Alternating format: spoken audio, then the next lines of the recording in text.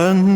លើតឹងភ្នែករំលែកសំណួរសួររកត្រូវខំឲ្យស្រីឆ្លើយមួយមិនក៏ដោយឲ្យតែបានដឹងថាមានខំអ្វីនេះព្រោះតែអូនអងចិត្តរកកិនមិនឃើញដំឡៃមានថ្មីឲ្យបងចង់ចាប់ពឹង